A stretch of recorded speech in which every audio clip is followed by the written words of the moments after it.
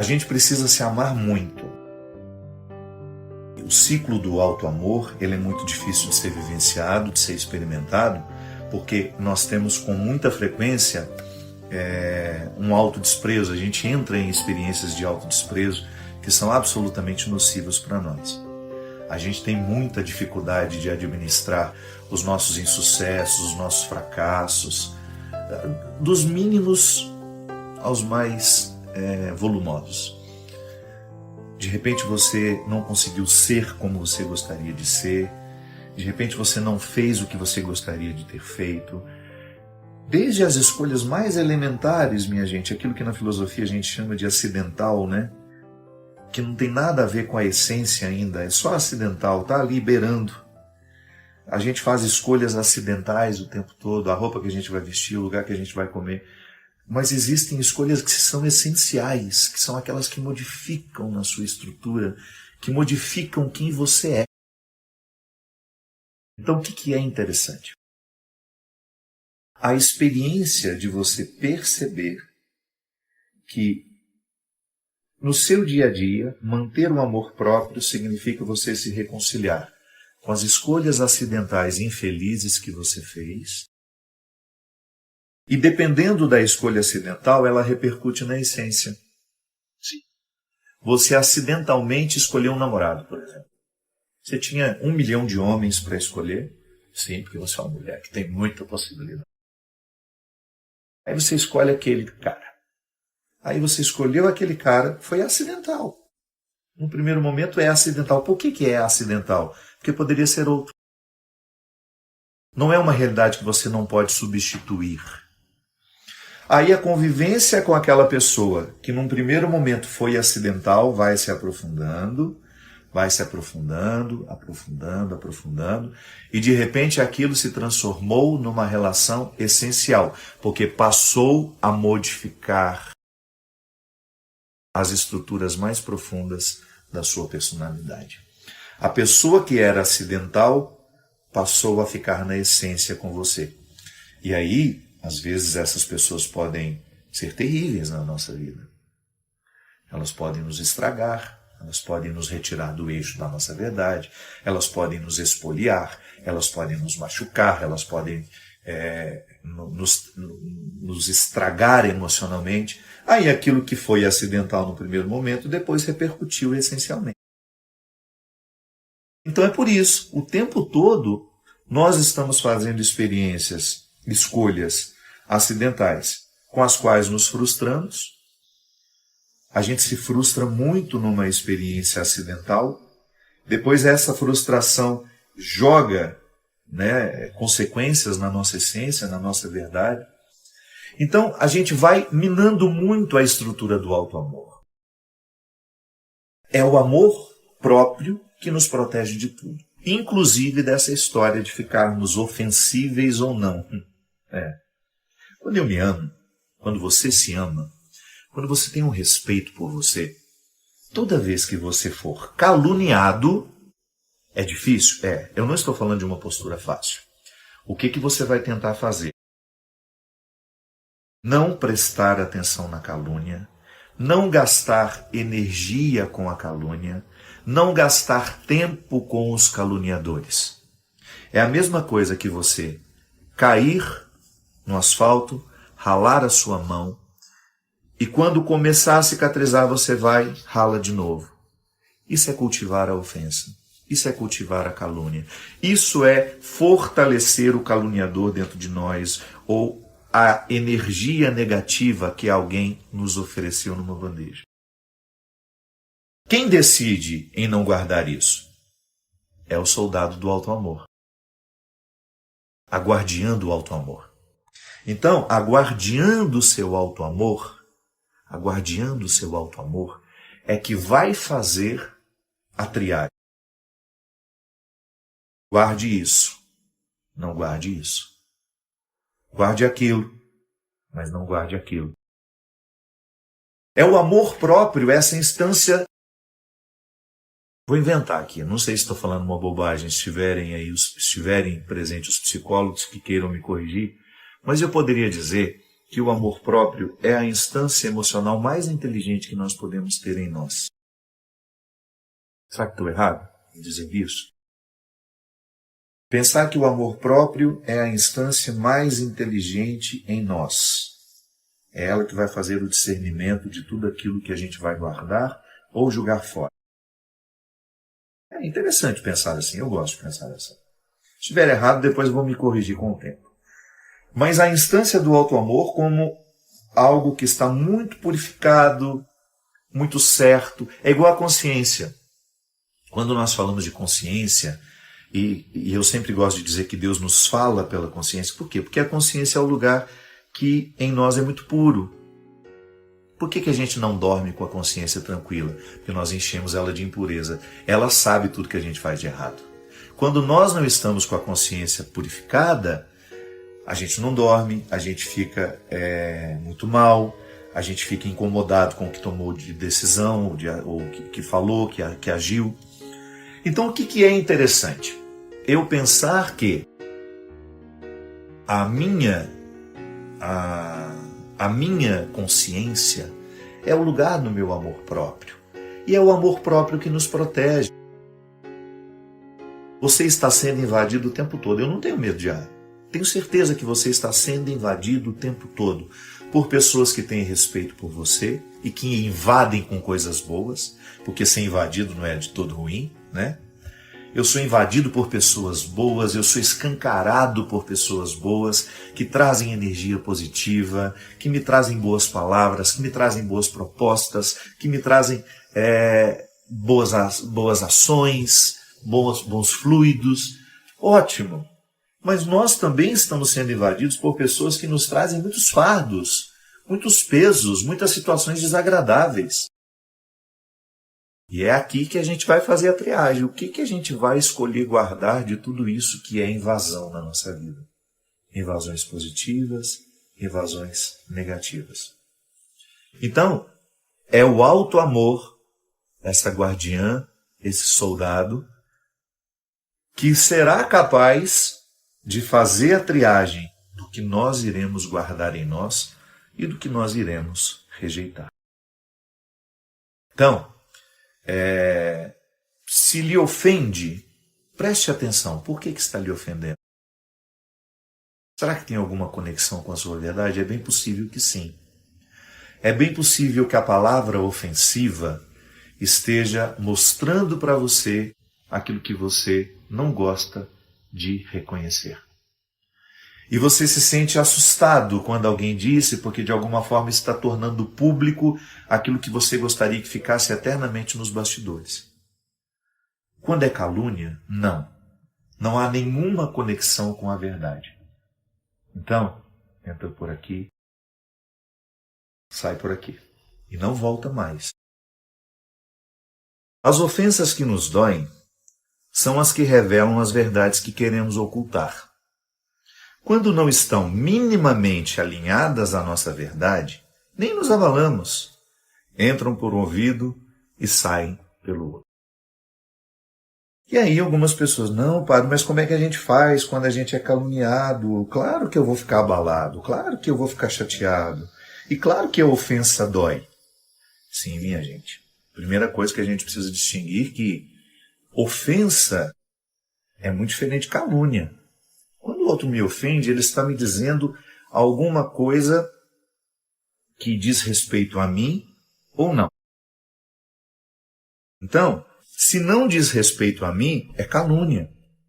Então já há um filtro natural do entendimento. O filtro natural do entendimento vai me ajudar a distinguir se aquilo que o outro está me dizendo é uma ofensa ou se aquilo que o outro está me dizendo é uma calúnia. Se o outro está me caluniando, é diferente, ele não está me ofendendo. Ele pode até ter uma carga de ofensa, mas o que ele está fazendo é mais grave. Aqui eu me refiro. E sim, nós temos uma dificuldade enorme de reconhecer aquilo que em nós é frágil. É muito difícil. Eu tenho dificuldade de reconhecer os meus defeitos. E quando alguém me ofende a partir de um defeito que eu tenho, e eu faço de tudo para manter aquele defeito sob cuidados, sob disfarces, imediatamente eu tenho aquela indisposição que o outro está me dizendo. Então, o outro me ofendeu porque de alguma forma encontrou uma verdade dentro de mim.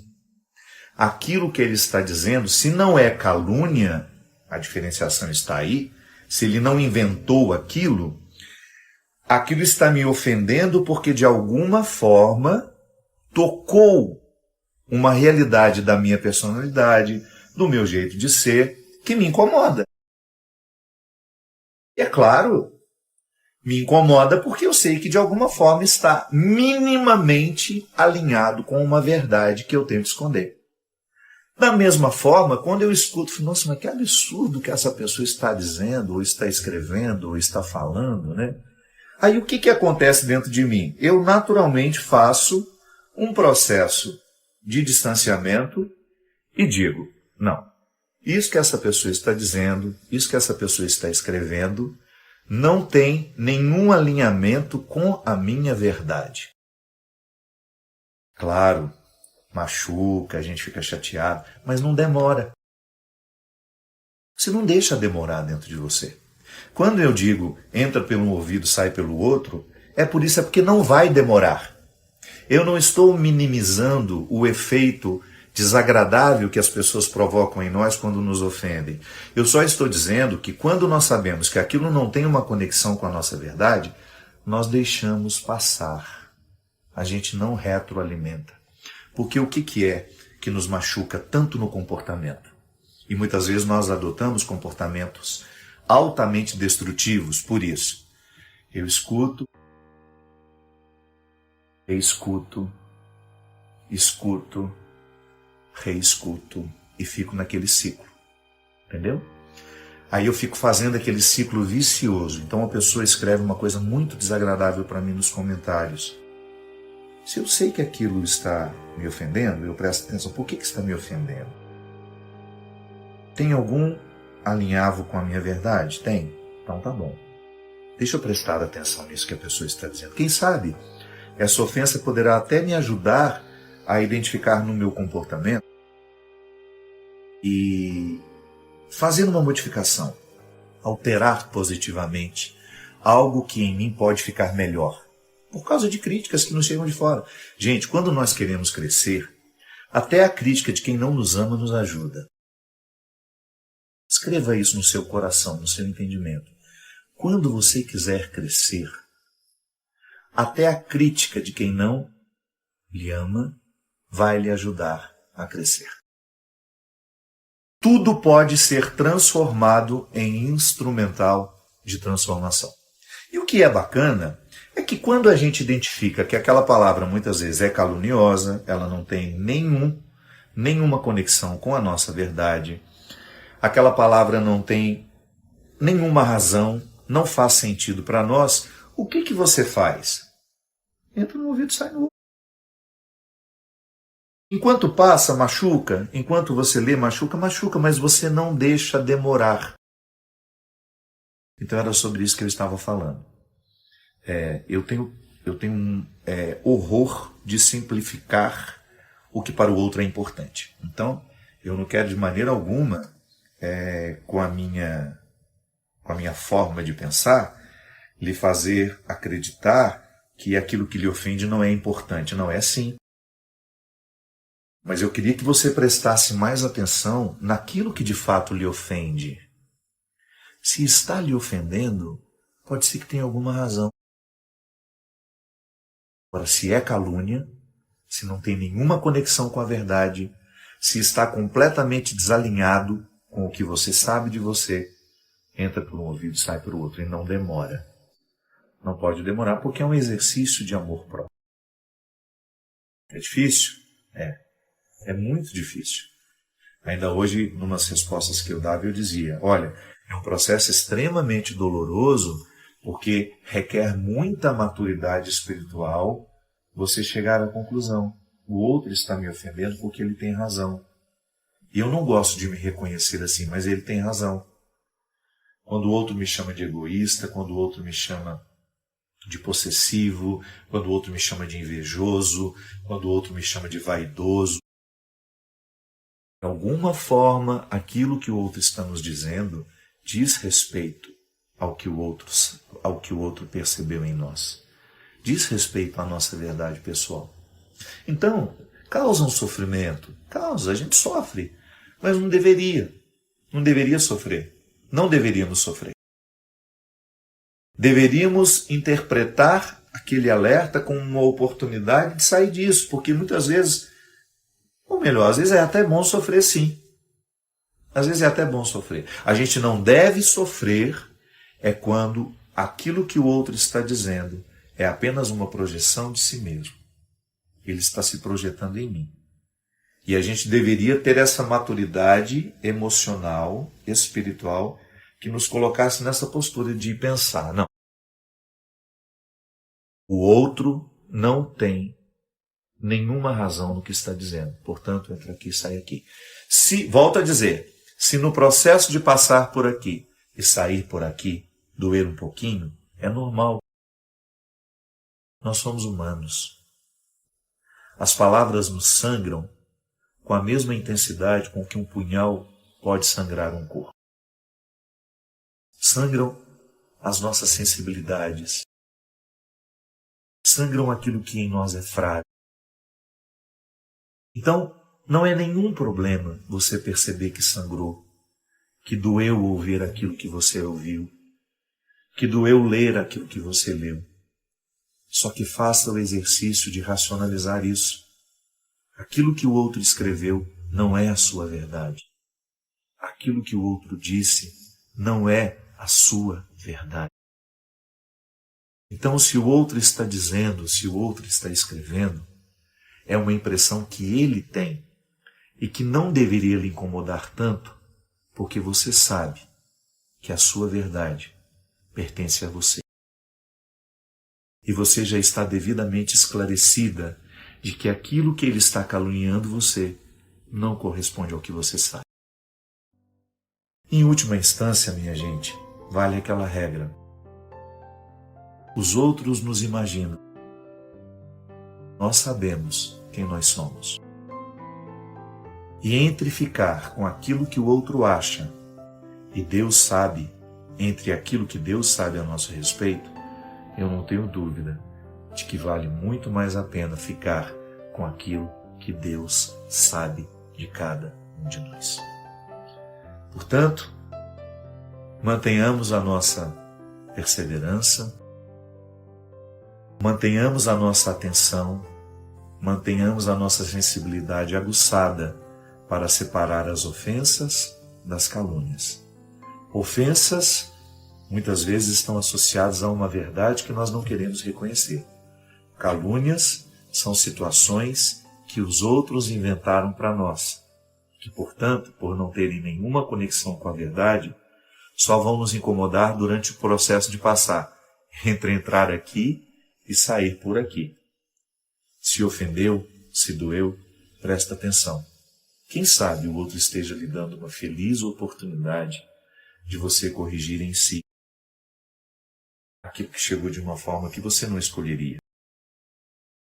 Foi sendo ofendido que você sentiu o encontro com a verdade, foi doloroso, foi desagradável, mas também foi uma feliz oportunidade que você teve de avançar, de evoluir. Volto a dizer, o grande desejo de cada um de nós, o grande empenho de cada um de nós, deveria ser sempre a evolução. Queremos alcançar a melhor versão que está à nossa disposição. Para isso nós somos religiosos. Eu sou cristão católico felicíssimo dentro do meu conceito de fé. O cristianismo fez sentido para mim. Não sei qual é a sua religião, mas eu sei que a sua religião tem instrumentais para lhe ajudar a chegar ao melhor de si mesmo.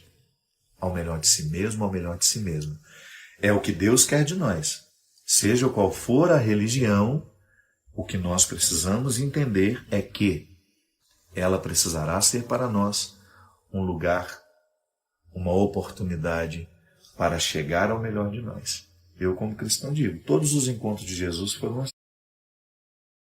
para promover o melhor das pessoas que ele encontrava. Então, ainda que chegue por meio de uma ofensa, presta atenção. Antes de ficar bravinho, antes de recusar, não.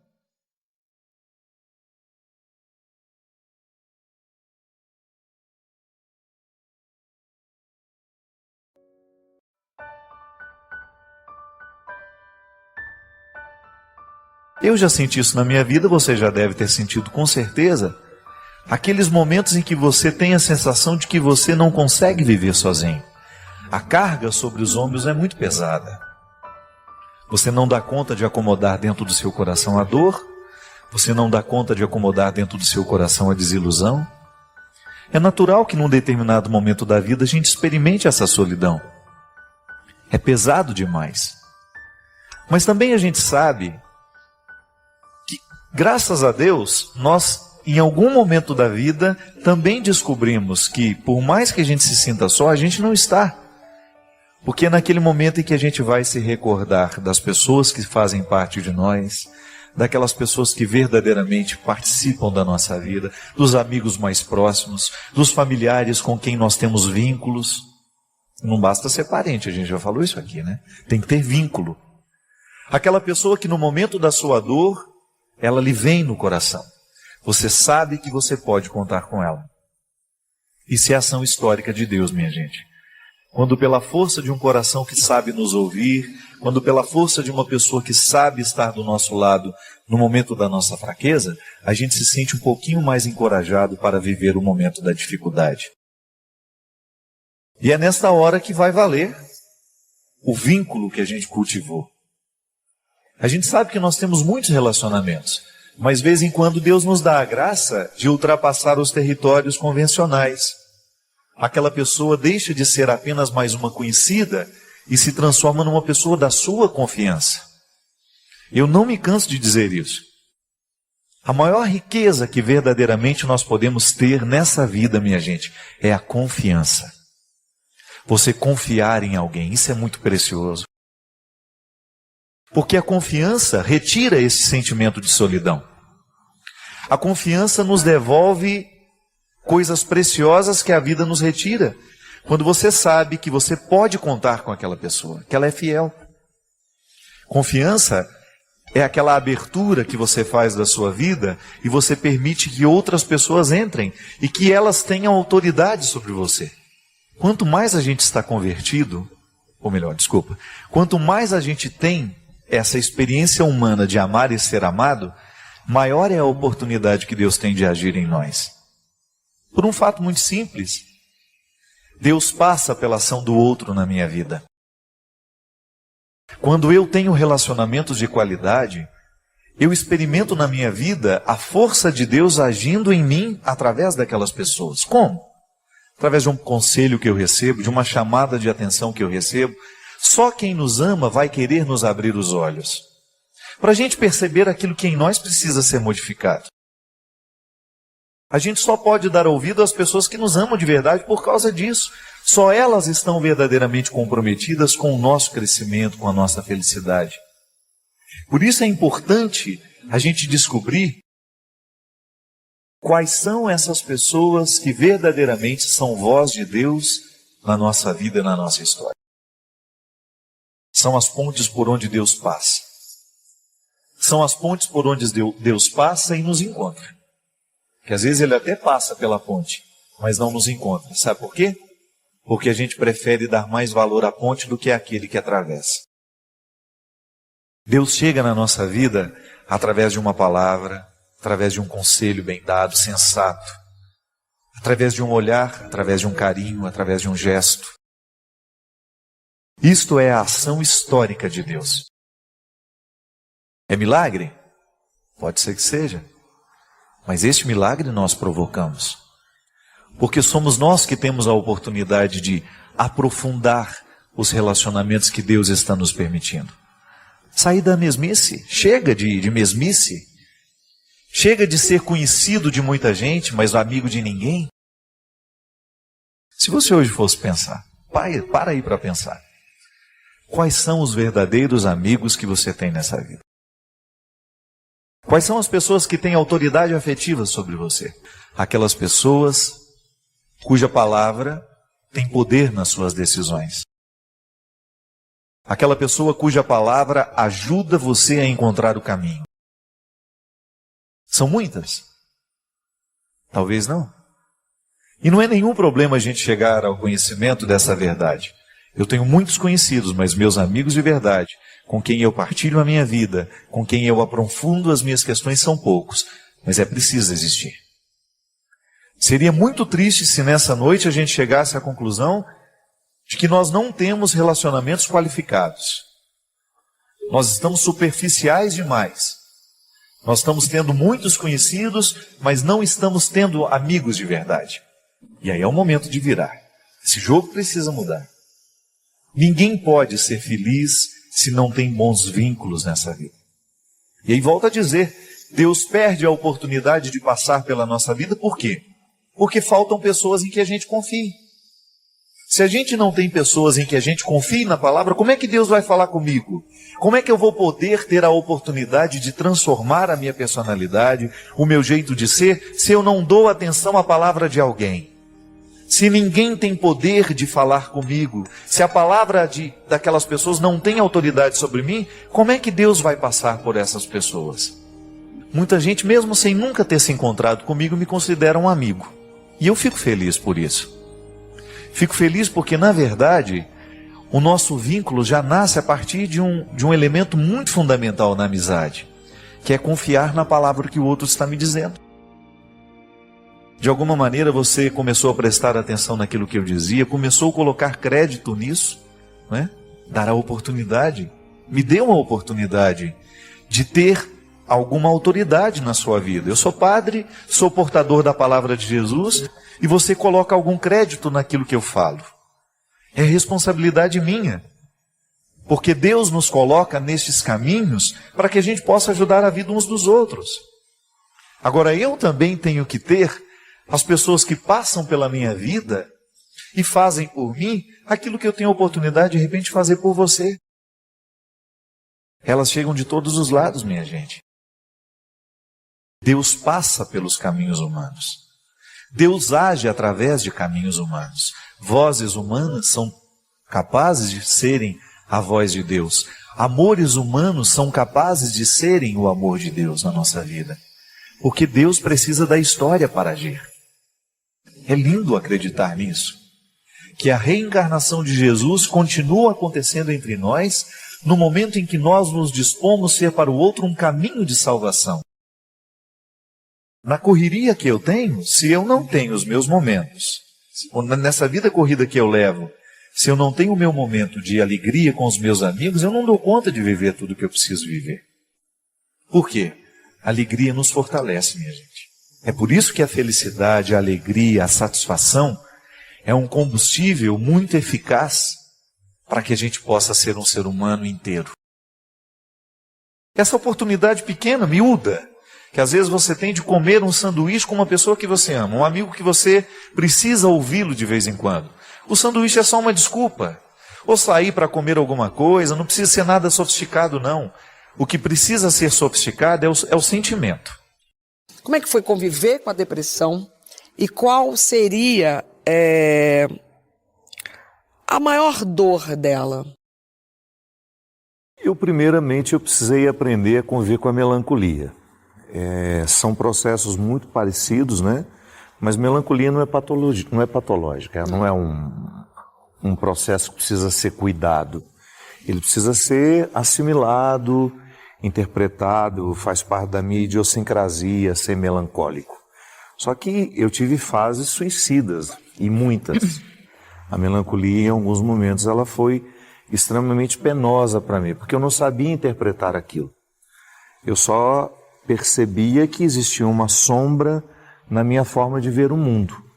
E essa sombra continua até hoje. Eu nunca fui uma pessoa naturalmente feliz. O meu olhar sempre foi mais melancólico, mais tristonho. Eu tendo a ver as coisas com mais pessimismo. Mas ao longo da minha vida eu fui interpretando isso como uma característica que não é um defeito. Não. É uma forma de ser. Mas chegou um momento em que a melancolia se tornou insuportável. E foi então que eu identifiquei que eu tinha um Muito processo presente, muito assim. presente, um processo de adoecimento, que foi um resultado de minhas escolhas. Eu sempre digo que eu acabei dando ao meu corpo um cuidado muito diferente do que me pedia a alma. Eu tinha uma rotina extremamente difícil. Cheguei a fazer quase 28 shows por mês durante muitos anos e foi uma exposição muito maior do que eu dava conta de suportar. Na verdade, eu acredito que a depressão e também a síndrome do pânico, depois tudo junto, foi uma construção que eu não fui percebendo que estava acontecendo. Eu tive uma irmã que teve uma morte muito dolorosa, uma situação extremamente difícil em setembro. E em julho daquele outro ano, eu cheguei em Fortaleza para um show, um evento grande que a gente tem lá, um Aleluia. Fiz o show, depois fiz uma sequência de 4 shows, e todos eles com muito medo de tudo, e sentindo que alguma coisa estava muito desorganizada. E quando eu entrei em casa, quando o carro que me levou em casa me deixou, que eu desci, que eu comecei a subir as escadas da minha casa, eu comecei a chorar. Fui chorando, e aquilo foi evoluindo, e aquela semana foi a pior semana da minha vida, porque eu não sabia identificar o que estava acontecendo. Eu tinha medo de tudo, e uma tristeza que não tinha como ser acomodado dentro de mim. Foi então que eu identifiquei que existia algo muito sério acontecendo, procurei ajuda médica e fui diagnosticado com síndrome do pânico e depressão. Compreendi que da mesma forma como eu preciso tomar um remédio para o coração, para pressão alta, o cérebro também precisa ser medicado, né? A gente tem muito preconceito com remédio psiquiátrico, então a gente não pode achar que ele é um remédio de louco, não. A depressão é um processo químico que pode ser muitas vezes despertado por um estilo de vida, ou por uma perda não elaborada, por um luto que não foi vivido. E eu tinha tudo isso. Eu tinha estilo de vida, né? E tinha perdas extremamente dolorosas que não foram devidamente elaboradas, porque eu não tive tempo. Sim. Você não tinha tempo de... Não tinha tempo de viver o luto. De viver o luto. Eu sepultei a minha irmã, E aí veio 2 dias depois... junto com a depressão. Estava no palco cantando. 2 dias depois eu estava no palco cantando. E eu imagino que você deva ter uma dor maior do peso do preconceito dos outros. Mas como assim um padre com depressão? Que desde o momento que eu fiquei público, que as pessoas começaram a me conhecer, eu não vesti um personagem. Eu sempre fui muito espontâneo, né? Fui muito verdadeiro, transparente. As pessoas diziam, eu era vaidoso, sou vaidoso. Gosto de tomar banho, gosto de passar perfume, corto cabelo. Se isso é vaidade, eu sou, então. E quando eu apareci, eu fui muito interrogado acerca de uma série de coisas que a própria construção do padre na sociedade gerou aquelas perguntas para mim. Eu era um resultado daquilo que, de alguma forma, a gente, culturalmente, ao longo dos séculos, a gente foi colocando a figura do padre como uma pessoa muito sisuda, muito pronta, que vai ao velório para dar uma palavra de consolo. Eu nunca nem dei conta disso. Às vezes eu ia a um velório e eu chorava mais que os familiares. Então eu nunca tive muito essa coisa de ser pronto. E nunca fiz questão de me mostrar pronto para nada. Sou um homem miserável, que erro o tempo todo e às vezes erro de forma muito cruel, faço o oposto do que eu gostaria de fazer, caio nas ciladas do meu temperamento, sou vítima do meu temperamento, sou vítima da minha falta de inteligência, da minha falta de lucidez. Então, estava tudo certo. No momento que eu precisei dizer, gente, não quero viver, eu me lembro que eu fui ao bispo, eu sou muito impetuoso, né? E a primeira coisa que eu quis foi me livrar de todas as minhas responsabilidades como padre. E o Dom Wilson me recebeu, eu chorei muito na frente dele, eu falei, eu não quero mais continuar, eu não tenho condições de continuar, eu quero morrer, eu não quero viver, então eu quero que o senhor me dispense hoje. E ele foi muito sábio, ele falou assim, você tem todo o direito de querer desistir, de sentir tudo que você está sentindo, mas dê um tempo para que essa resposta seja mais consciente. E ele tem razão, né? Eu acho que nos extremos da alegria ou da tristeza, a gente não deveria tomar nenhuma decisão importante. Eu vi uma frase no filme do Coringa uma vez que eu achei me marcou muito, né? Que ele falava, a pior parte de ter uma doença mental é que as pessoas esperam que você haja como se você não tivesse. E isso é muito sofrido, né? Muito dolorido.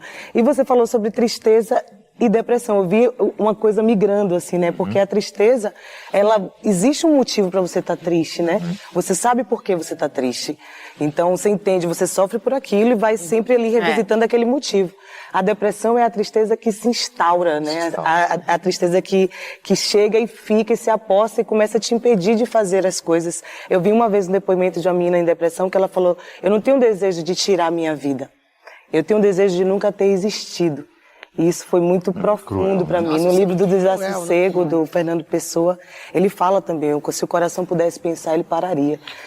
Então, mas, Larissa, isso que você está dizendo é muito confuso na cabeça das pessoas. Sim. Às vezes a gente quer medicar a tristeza, mas não sabe medicar a depressão. Sim.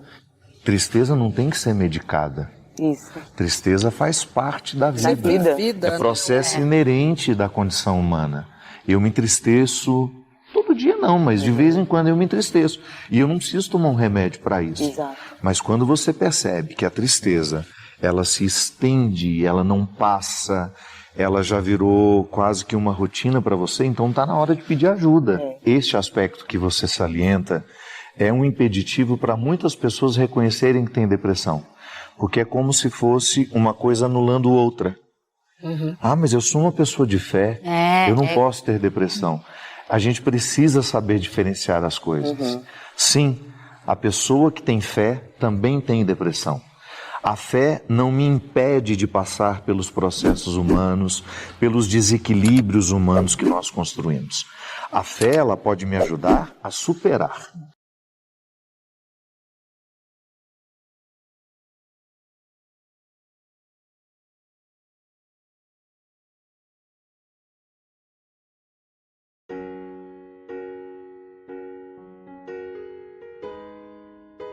Fé, todos nós temos crises de fé. E é impossível você querer retomar a fé do tempo que você era criança. A fé que era no tempo da infância valeu para aquela época, não é? Eu nunca lamento a fé que eu tinha no passado e que não tenho hoje mais. A fé da gente vai avançando, ela vai evoluindo. E muitas vezes, por não saber compreender a evolução da nossa fé, nós julgamos que nós não estamos acreditando mais. Primeira coisa, a gente precisa fazer uma distinção. Fé não é sentimento. Definitivamente, o nosso sentimento não pode determinar o que nós chamamos de fé. Por quê? Porque nem sempre a minha experiência de Deus vai me fazer sentir alguma coisa. Da mesma forma como eu posso pegar um texto, fazer a leitura daquele texto e ele não tocar absolutamente nada na minha sensibilidade. O texto continua tendo o seu valor, não é verdade? Pode ser que naquele momento eu não estivesse tão sensível para perceber aquele texto, para perceber as belezas que estão presentes nele. A vida é assim. A nossa experiência de fé consiste, primeiro, a gente tem que compreender que é um dom que nós recebemos. Eu não tenho fé porque eu quero. É um dom que eu recebo de Deus. E por isso que é o primeiro dom que nós precisamos pedir todos os dias quando a gente levanta. Senhor, me dê a graça de continuar acreditando. E aí nós precisamos compreender que a nossa fé em Deus, ela tem outros desdobramentos. Por exemplo, quando eu acredito em Deus, eu sou convidado também a acreditar na humanidade. Você já parou para pensar que muitas vezes existem pessoas que acreditam em Deus e não acreditam na humanidade? E que existem pessoas que acreditam na humanidade, mas não acreditam em Deus? É natural que essa dicotomia aconteça. Sobretudo, por exemplo, depois do Iluminismo, que foi aquela época da história em que as ciências quiseram explicar todos os ocultismos que estavam presentes na Idade Média, os exageros da religião, né, ou até mesmo aquele excesso de superstições que fazia parte do contexto da Idade Média, foi altamente criticado pelo tempo das luzes, né, do iluminismo, que veio como uma revolução cultural que tentou desfazer e menosprezar todo o processo de fé humana. Só que aí hoje nós estamos num momento em que a crítica do iluminismo já nos serviu para a gente corrigir os nossos exageros daquele tempo, para a gente encontrar um equilíbrio hoje na nossa forma de acreditar em Deus, equilibrando essa fé em Deus com a fé na humanidade. Eu me recordo que o grande salto de fé que eu dei na vida foi no momento em que eu compreendi que a minha fé em Deus estava diretamente ligada na minha fé ao ser humano. E que eu não podia acreditar em Deus descrendo do ser humano. E que o mesmo processo também seria inválido. Não posso acreditar somente na humanidade e descrer em Deus. É nesse equilíbrio que eu preciso contextualizar a minha fé. Muitas vezes, meu filho, o que a gente considera falta de fé é um desequilíbrio entre uma realidade e outra. E agora eu já falo para você também que me escuta. Como é que está o equilíbrio entre a sua fé em Deus e fé na humanidade? Porque o bem-estar espiritual que nós precisamos viver, o que eu chamo de bem-estar?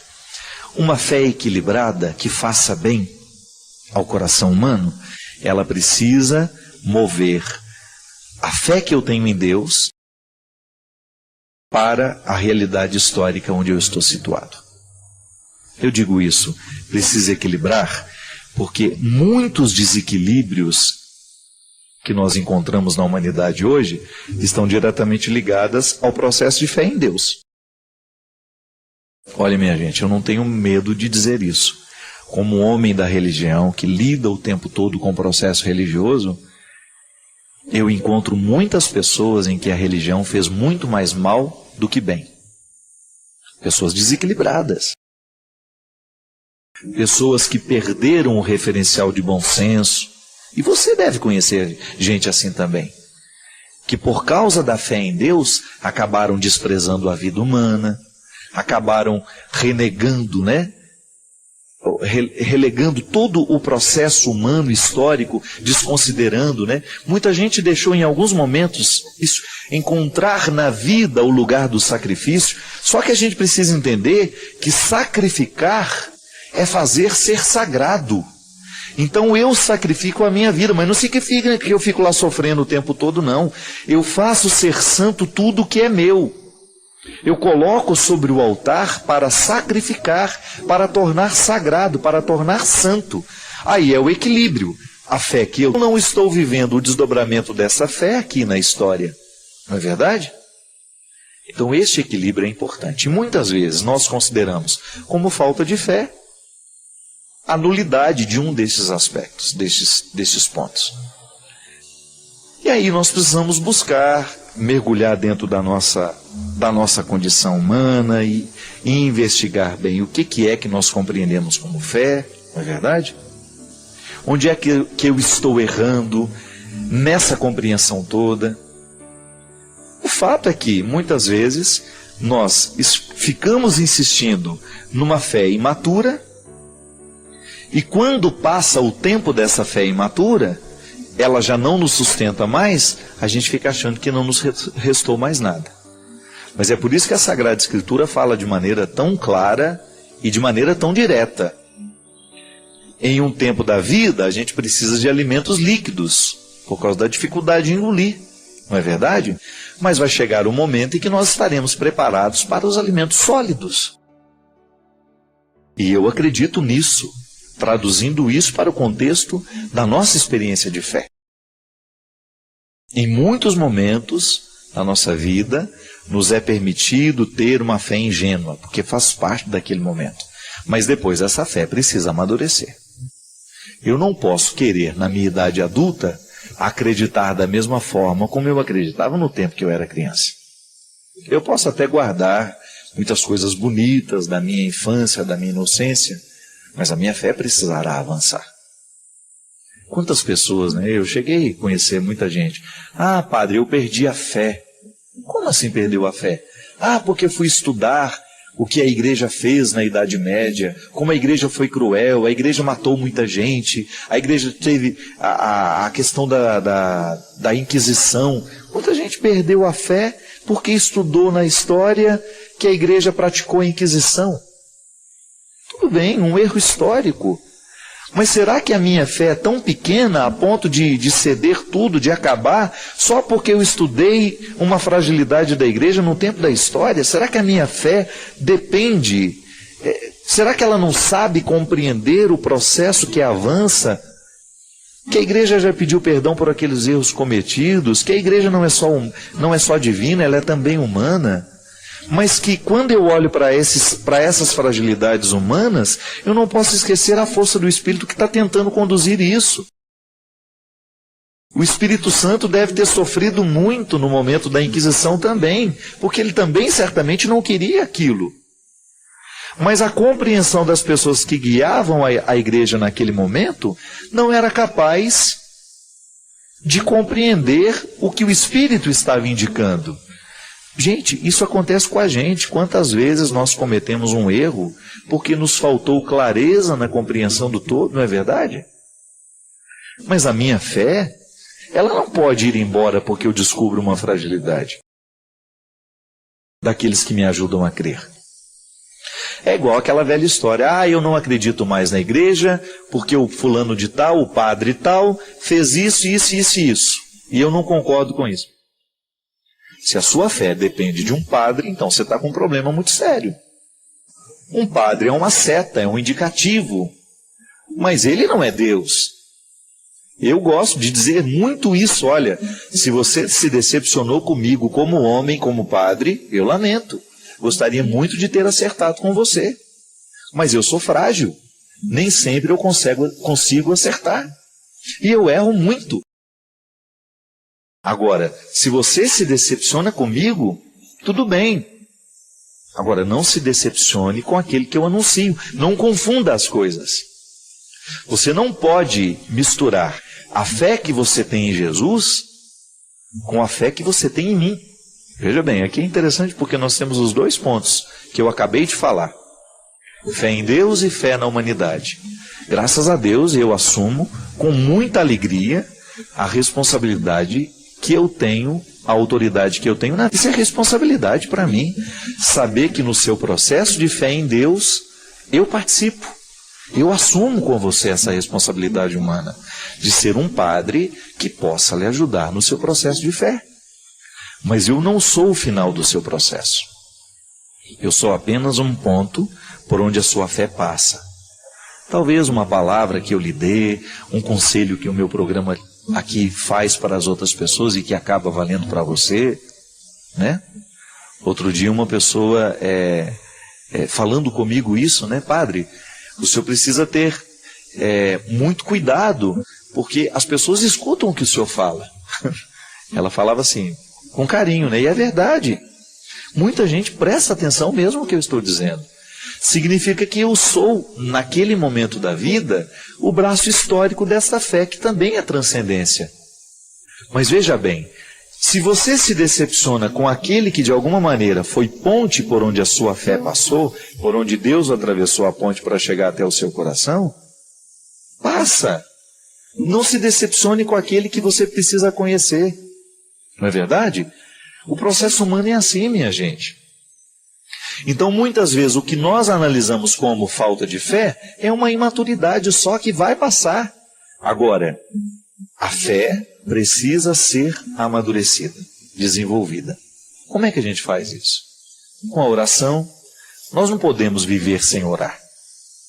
E quando eu falo de oração, minha gente, compreenda da maneira mais ampla, da oração mais tradicional até aquela satisfação que o seu coração sente de repente, de saber que você está conectado a Deus. Que Deus faz parte da sua história. Que você o reconhece presente no seu caminho, na sua história. Tudo isso é orar. Viver pode ser uma oração. Desde que você amanheça o dia e se disponha a viver bem, a fazer bem às pessoas que você vai encontrar, a não ser um peso para o outro, a ajudar o mundo a ser melhor. Tudo isso é rezar. Aí veja bem, a nossa oração também tem duas dimensões. Aquela reverência a Deus, eu reconheço Deus como meu Salvador, meu Senhor, a Ele presto louvor, culto. Mas quando me encontro com as pessoas, eu preciso também recordar que o louvor que agrada a Deus é o amor que eu amo, é o perdão que eu concedo, o abraço que eu dou, não é assim? Não é nenhum problema a gente errar um com o outro. Às vezes a gente erra, mas é tão nobre a gente reconhecer, olha, me desculpa, me perdoa. Isso é orar. Isso é louvar a Deus. Não foi Jesus que disse, antes de apresentar a oferenda, vai e reconcilia com seu irmão, com seu amigo que você está meio brigado, né? Com aquele que você já não fala há tanto tempo, com aquele que você guardou rancor, ódio, ressentimento. Porque a vida sempre vai nos oferecer esses dois pilares. É a transcendência e a imanência de Deus. Eu posso elevar os braços para o céu, louvar a Deus, mas eu preciso saber que meus pés continuam presos nesse chão.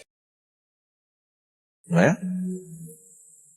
A cruz tem a dimensão vertical, mas ela também tem a dimensão horizontal. Se você olhar para o lugar em que Jesus foi crucificado, lá você tem fé no homem, fé em Deus. Um traço nos aponta para o céu, onde nós permitimos que o nosso coração vá sempre, que ele transcenda, que ele saia, né, que ele voe longe, que ele busque a eternidade, mas por outro lado existe um outro traço nos mantendo no horizonte da história. A cruz é essa metáfora. Entre Deus e a humanidade há um ponto de união. E que a fé bem praticada, ela vai nos colocar sempre nessa dinâmica. O amor que eu tenho a Deus se manifesta na minha história. É a grande questão que São Tiago apresenta na carta, né? É fé ou é obras? E que durante muito tempo dividiu protestantes e católicos. Protestantes acreditando que a fé é o suficiente para salvar, e outros dizendo que precisa ter as obras. E aí São Tiago propondo de maneira equilibrada os dois caminhos. A minha fé tem que se manifestar em obras muito concretas, porque senão ela fica morta. Eu admirei muito, por exemplo, nesse tempo de tragédias, admirei muito muitos evangélicos que eu vi pela internet criando campanhas de solidariedade com aqueles que estão sofrendo lá na serra. Porque à medida que o tempo vai passando, a gente corre o risco de esquecer que o sofrimento ainda está lá em Teresópolis, Friburgo, né? Petrópolis. E eu vi ali os evangélicos, o pessoal do Diante do Trono, Ana Paula Valadão, fazendo a campanha dela. Outros evangélicos, alguns pastores que eu vejo no Twitter. E fiquei pensando, olha que interessante, né? O processo histórico. Eles hoje vivendo o equilíbrio da proposta de Tiago. Fé e obra. Nós acreditamos em Deus. E o Deus que eu acredito me leva a estender a mão. Minha gente, fé, essa dimensão bonita da vida, precisa se desdobrar. Recorde-se da cruz.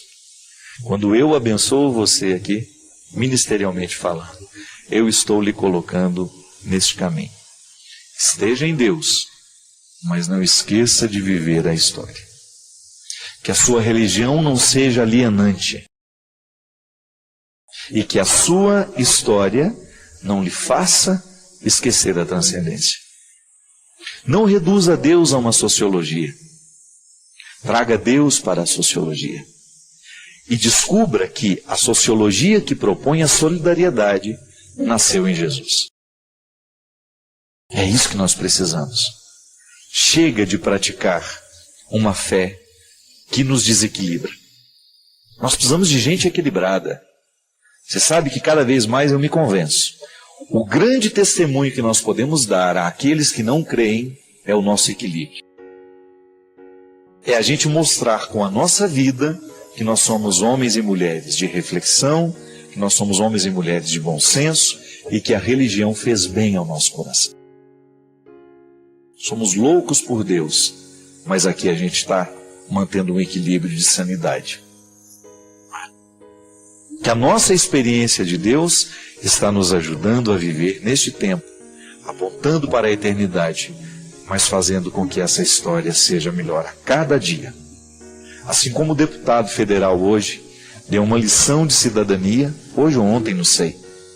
Um deputado jovem de Brasília, que eu não me recordo o nome dele, ele renunciando a vários direitos para economizar os cofres públicos. É assim. Quando eu, na minha atitude, na minha postura, posso fazer o mundo ser melhor. O Deus que move o meu coração, o Deus que gera a minha fé, que Ele me entrega o tempo todo como um dom, Ele me leva a ter atitudes, gestos que possam mostrar ao outro que eu acredito.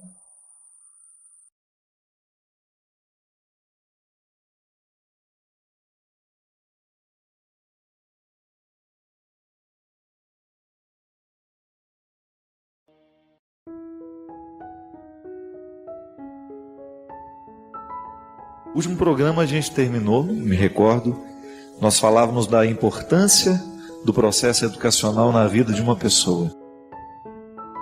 Do tanto que é importante a gente aprender bem, a gente ter a oportunidade de avançar, de ultrapassar os nossos limites, e o conhecimento nos proporciona isso. A gente falava do quanto é importante a gente estabelecer limites dentro do processo educacional como algo positivo. A gente ter limites é positivo. Toda vez que uma criança aprende o motivo de ter limites, toda vez que uma criança é bem ensinada, para ela aprender a lidar bem com os limites sociais, com os limites do corpo, com os limites da vida, faz tão bem a todos nós, não é? Porque uma criança bem educada, ela vai interferir de maneira muito positiva na sociedade. A qualidade de educação de um país faz diferença na qualificação do cidadão. O ser humano educado, o verdadeiramente educado, é aquele que sabe chegar num lugar, que sabe estar com as pessoas, é aquele que sabe respeitar as regras da vida, é aquele que sabe respeitar as regras do próprio corpo. Já parou para pensar nisso? Que ser educado é também respeitar aquilo que você é. É respeitar o espaço que o outro tem. E você não ser tão invasivo com suas palavras, com suas perguntas, com suas interferências. É você saber respeitar o tempo do outro. Ser educado é isso, ser fino, né? É você compreender quando você deve chegar e quando você deve sair. Como você deve chegar, como você deve sair.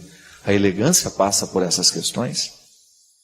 Nós falávamos justamente disso, do quanto é importante nós nos educarmos para esta elegância humana, para esta nobreza de alma. A psicologia me ensinou isso, minha gente. Nenhum ser humano é por acaso. Ninguém fica bandido da noite para o dia. Ninguém resolve matar da noite para o dia. E é aí que a gente para pensar, né? Foi tão pertinente a nossa reflexão na semana passada, a partir de um e-mail de uma professora, justamente dizendo, lamentando a falta de limites dentro das escolas. Só que não é só na escola. É dentro de casa que a gente começa a receber as primeiras lições do limite humano. É dentro de casa que a gente vai aprender, meu filho, não pode. Isso não é bonito fazer, não é? Eu aprendi as regras morais a partir da estética. Porque a minha mãe sempre tinha mania de dizer, isso é feio, isso é bonito. Fazer isso com seu coleguinha não é bonito, é feio. Humilhar as pessoas é feio. Falar mal das pessoas é uma coisa feia. É a ética a partir da estética. A gente compreender o bem e o mal a partir do belo e do feio. Referenciais estéticos que nos... E depois, quando eu fui estudar filosofia, eu fui ver o tanto que a minha mãe já era sábia. Ao me ensinar, sem nunca ter frequentado nem mesmo a escola direito, minha mãe. Mas ela me ensinou a partir de regras simples, que qualquer ser humano identifica na vida. Qualquer ser humano sabe identificar. Isso é bonito, isso é feio. Ainda que a gente tenha gostos diferentes.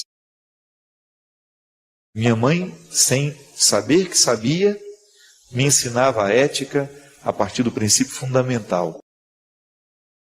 Que tudo aquilo que é belo é naturalmente bom. Que tudo aquilo que é naturalmente bom será sempre bem-vindo no coração humano, porque vai edificá-lo como pessoa. Se a gente não faz um esforço para renovar dentro de nós, a gente corre o risco de perder a esperança com o mundo, minha gente. A mim comoveu muito e sempre comoverá o sofrimento de uma mãe que tem que sepultar um filho. Comove-me também o pai, mas não sei porquê. Identifico no coração da mãe que sofre a perda de um filho, talvez o sofrimento mais profundo que humanamente a gente possa experimentar e presenciar. A dor de você ter que sepultar aquele que você gerou. Dor de ter que sepultar a sua parte, a sua metade. E o pior, não é porque chegou o momento. Eu não sou adepto dessa teologia que diz que aquela fatalidade toda foi vontade de Deus. Não acredito nisso. A desgraça, ela é construída toda vez que falta a dedicação humana. Nós não temos o direito de julgar nas costas de Deus os nossos crimes. Deus nos quer vivos, Deus nos quer cada vez mais felizes, Deus nos quer viventes. E o processo natural da vida é morrer doente, depois que todo o organismo se cansou, um processo natural de envelhecimento, vai perdendo a vitalidade, porque a idade vai chegando, vai deixando de funcionar, e você vai apagando como se fosse uma luz que um dia esteve acesa, que foi ficando fosca, até perder o brilho e ir embora. Deveria ser assim. Nós antecipamos a morte nas nossas decisões, eu antecipo a minha morte no meu jeito de viver, eu antecipo a minha morte no meu jeito de comer, no meu jeito de levar a minha vida, no meu jeito de cuidar da minha saúde. Nós criamos doenças com as nossas comidas modernas, com os nossos agrotóxicos. A vida é assim. Família, minha gente. Eu não me refiro somente ao pai, à mãe e aos irmãos, não. Porque às vezes os nossos pais morrem antes da hora, mas alguém vai ocupar o papel na nossa vida. Quando eu falo família, eu estou falando do grupo humano próximo, que tem a possibilidade de ter uma influência sobre nós, que tem a possibilidade de nos ensinar a ética, que tem a possibilidade de nos ensinar o limite, que tem a possibilidade de nos ensinar a bondade, os valores, que tem a possibilidade de colocar dentro de nós um código de conduta que vale a pena seguir. Quando eu falo família, eu estou falando de todas aquelas pessoas que podem estar ao nosso lado, que têm aquilo que eu chamo de autoridade afetiva. Alguém quando fala comigo, alguém quando me dá um conselho, quando me dá uma palavra, encontra dentro do meu coração uma repercussão. Por quê? Porque eu a considero. É aquela pessoa que olha nos nossos olhos no momento da nossa fraqueza, da nossa fragilidade, reconhece essa fraqueza e nos indica caminhos para superá-la. Nós precisamos abrir os nossos olhos, nós precisamos abrir a nossa mesa para que a gente tenha condições de refletir. Como é que nós estamos educando os nossos filhos? Será que dentro da minha casa eu também não estou gestando um futuro assassino? Será que na vida dos meus filhos não está faltando o essencial? Será que eu não estou negligenciando o meu papel fundante na vida dos meus filhos? Porque antes de ser um excelente empresário, antes de ser uma mulher de negócios, você é mãe, você é pai. E esse é o primeiro empreendimento que não tem o direito de falir na sua vida. Quando nós colocamos uma criança no mundo, nós estamos assumindo com ela o compromisso de torná-la grande, de torná-la gente, para que não seja ela mais uma a ser promotor da violência que tanto tem machucado o coração da nossa sociedade, que tanto tem feito mal a nós. Minha gente, não é nenhuma lição de moral que eu agora estou falando, mesmo porque eu estou mergulhado no mesmo contexto de misérias que você. Eu estou na mesma situação que todos. Eu também estou tentando encontrar dentro de mim alguma resposta que me sirva e que me dê condições para entrar neste mundo, para agir neste mundo, de maneira que eu também seja um fator a diminuir essa violência, que eu passe pela vida das pessoas e possa despertar nelas uma vontade de serem um pouco melhores. As pessoas que estão diretamente ligadas à nossa responsabilidade, aqueles a quem eu preciso educar, aqueles que estão diretamente ligados à minha responsabilidade. E aí o crime vai sendo gestado por causa disso. Porque nós desconhecemos, porque a gente não tem intimidade. E o pior de tudo, minha gente, é que todos nós estamos desprotegidos. Nós não temos como fechar a nossa vida e dizer, nós estamos livres desses solitários, desses infelizes. E é por isso que eu digo que nós precisamos diminuir esses solitários e esses infelizes, educando, criando cada vez mais um sistema. O governo precisa pensar nisso, nas instâncias que dizem respeito a ele, mas eu e você precisamos criar dentro dos nossos lares essas instâncias, para que aqueles que passam pela nossa capacidade de educar sejam um pouco melhores, ou que eles não venham engrossar a fila dos que violentam, dos que matam, dos que mentem, dos que roubam, dos que sequestram. E a vida vai ficando assim. Vamos gestando essas pessoas, elas vão ficando no meio de nós, elas vão sequestrando a nossa alegria, elas vão matando as pessoas que nós amamos, e nós não podemos ficar indiferentes a isso. E eu creio que alguma coisa possa ser feita, que de alguma maneira essa violência está sendo criada perto de nós. A gente precisa abrir os olhos para saber se a gente também não está contribuindo no processo de feitura dessas pessoas tão violentas, tão desequilibradas, tão capazes de espalhar a maldade e o que não presta.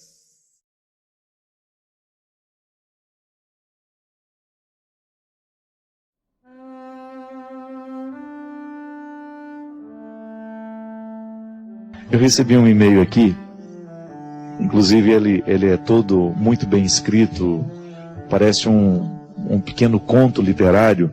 Eu não me amo como deveria.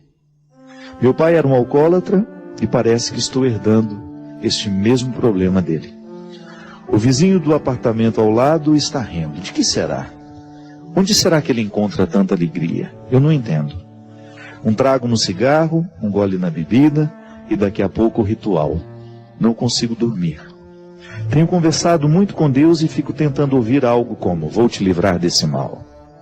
Mas passa um dia, 2, depois, e eu aqui de novo. Um trago, um gole, o vizinho feliz e meu eterno silêncio. Espero, Padre, que este silêncio me traga respostas, porque as perguntas são muitas. E aí não ouço nada, nem o vento me visita. Mas ouço sim apenas uma voz. Você não tem jeito, não tem solução. A oração do Pai Nosso nos diz, seja feita a vossa vontade. E eu entendi, Padre, que Deus já escolheu esse caminho para mim e que eu não posso negá-lo. Essa é a vontade dele. Tento interpretar diferente, mas meu curso de letras não me ajuda.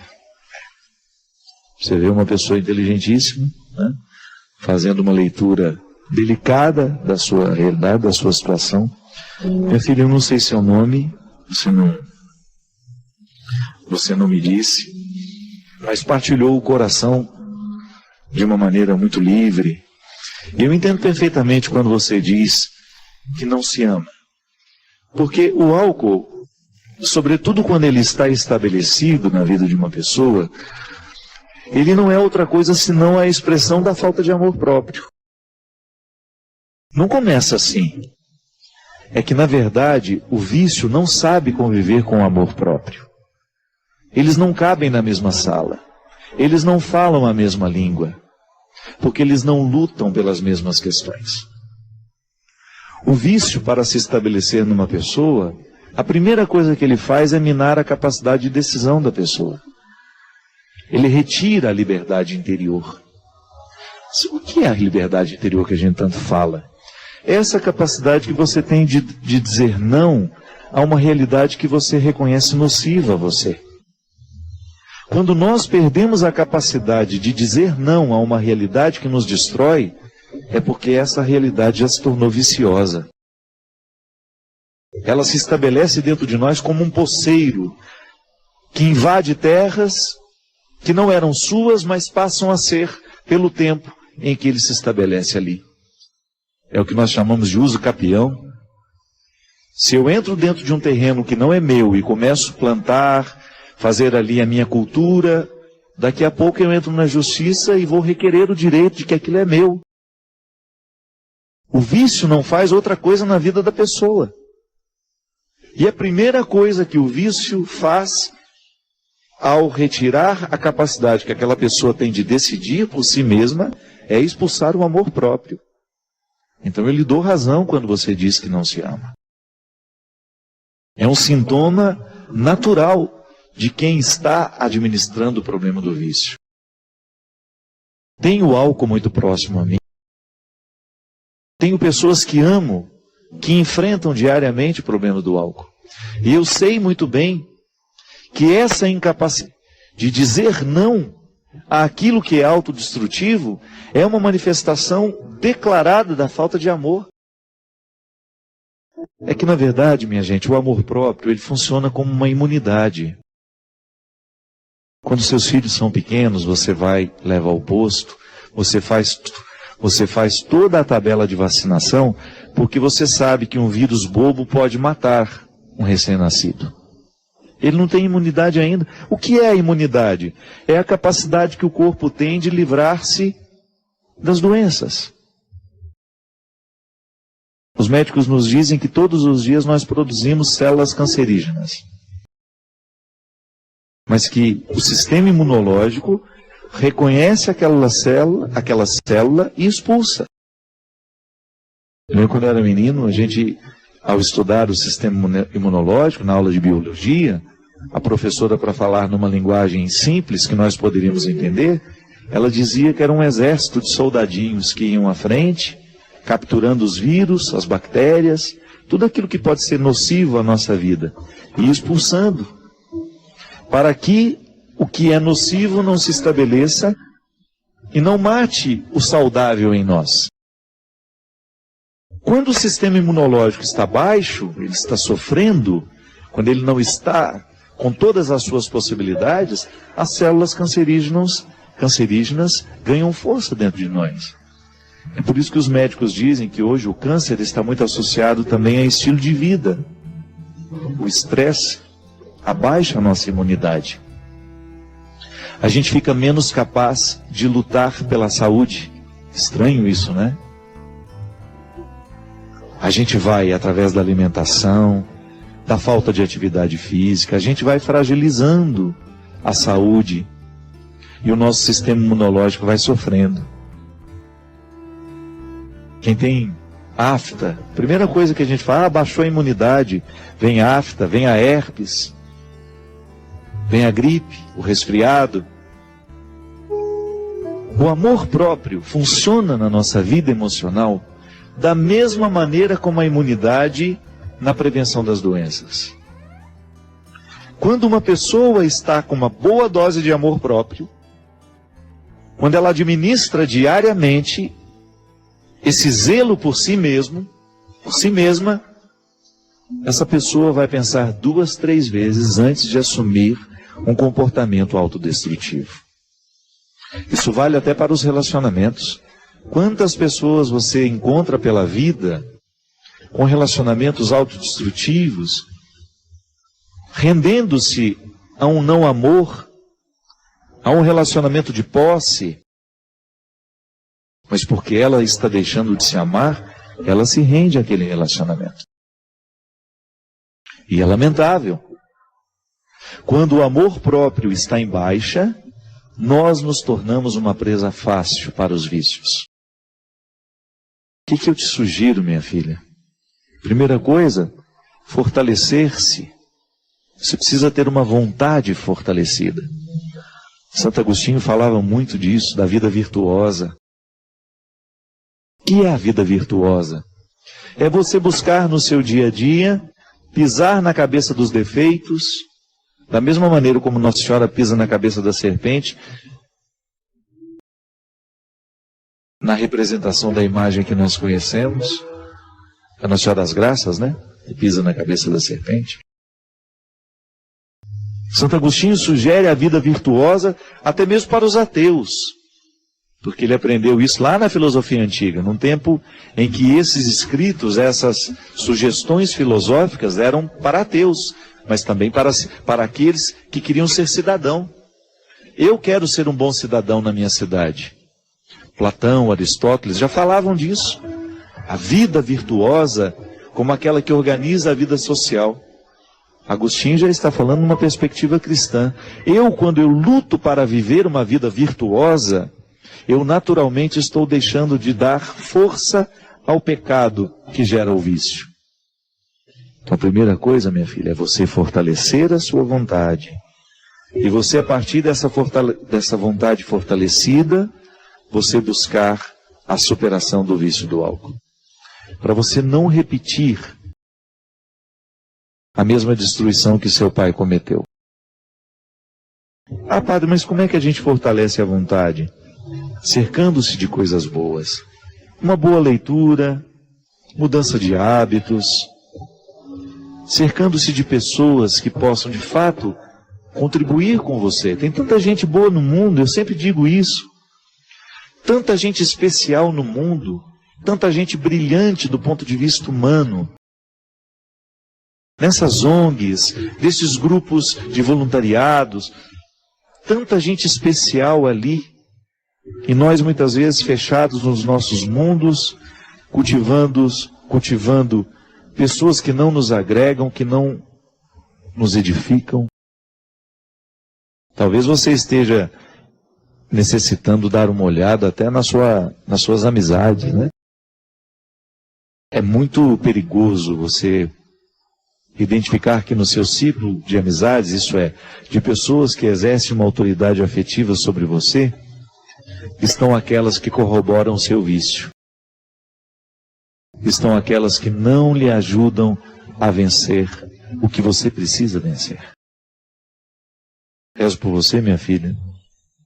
Quero que você tenha êxito, para que você tenha êxito na sua luta, para que você volte a se amar, que você redescubra o seu valor como pessoa e que você não se renda a tudo isso que está lhe destruindo. O coração que vai ser tocado é aquele coração que se reconhece. É aquele coração que já está com coragem de dizer quem é. Ali Deus trabalha. Ali Deus opera. Porque onde existe hipocrisia, onde existe falsidade, Deus vai ter muita dificuldade de agir. Não porque Ele não quer. É porque a falsidade e a hipocrisia funciona como um plástico que a gente coloca por cima e a água não penetra para fertilizar a terra e as sementes que estão ali dentro. Por isso, não tenha medo de reconhecer quais são os seus defeitos, quais são os limites e qual é a luta que você precisa estabelecer para superar tudo isso. Porque reconhecer tudo isso já é dar um passo na direção da vitória. E você merece. Tenho certeza disso, sem medo de errar. Por causa da fé que eu professo. Por causa do Jesus que eu conheço. Deus não quer que ninguém morra fracassado. Deus nos quer experimentando o melhor da vida. Deus nos quer tocando no mais bonito dos nossos sentimentos. Deus nos quer explorando as nossas possibilidades. Deus nos quer quebrando as muralhas. Deus nos quer quebrando as distâncias. Deus nos quer criando laços. Deus nos quer verdadeiros, fiéis, livres. Deus nos quer construindo uma história que vale a pena. E é por isso que toda vez que nós reconhecemos que isso não está acontecendo em nós, é gesto de conversão analisar o que está errado e trabalhar para recuperar o que está errado. Nós não estamos condenados. A condenação seria: eu não tenho mais o direito de lutar. Aliás, isso deve ser muito triste. Uma pessoa não ter mais direito de lutar. Restringir a possibilidade de luta de uma pessoa. Mas nós temos o direito. E por menor que seja esse direito, se a gente o exerce bem, aos poucos ele vai dilatando. Porque ninguém pode segurar o ser humano que sabe aonde quer chegar. A Cristina, ela está sentindo medo de morrer. Ela me diz assim: padre, tenho fraquejado muito na fé, estou sentindo muito medo de morrer, de que alguém da minha família morra. E vou tentar explicar. O motivo foi o falecimento da minha sogra. Depois da morte dela, padre, eu não tenho conseguido vencer esse pânico. Eu sempre imagino que vai morrer alguém da minha casa, sempre fico com pensamentos obsessivos, pensando que nada mais vai existir depois da morte, que tudo isso aqui é em vão. E me angustia demais olhar para as pessoas que eu tenho e pensar que eu posso perdê-las a qualquer momento. O que eu posso fazer, padre? Minha filha, eu não sei quanto tempo tem que a sua sogra morreu, mas a gente sempre passa por um processo assim, toda vez que a gente perde alguém. É natural que na nossa vida a gente sinta medo de perder quando perdeu. É como que se aquela perda abrisse os nossos olhos para que nada é eterno, de que a gente perde sim, o tempo todo alguém vai morrer, o tempo todo nós vamos ter de lidar com o limite. Agora, o que a gente precisa fazer é encaminhar o nosso luto de maneira que ele não venha nos causar esse pânico. Como que a gente pode fazer? Eu acho que a oração ainda é o melhor caminho para nós curarmos esses traumas. É claro que buscar a ajuda de um psicólogo, quando isso se estende muito, mas sabe, antes de você dormir, você rezar um salmo de confiança. Tem tantos salmos aí na Sagrada Escritura que nos ajudam a dizer essa confiança. O Senhor é minha força, é a minha proteção, em Ti nada temerei. De você buscar uma palavra, uma oração, de você pedir a oração de outras pessoas. Os grupos da renovação carismática, eles são muito bons nesse sentido. Porque lá existem pessoas que gostam de rezar umas pelas outras. É tão bom quando alguém põe a mão na nossa cabeça, reza por nós. A gente se sente mais acolhido, sobretudo no momento dessa fragilidade, Cristina. Procure participar de um grupo de oração, procure fazer a leitura de um salmo de confiança ao final da noite.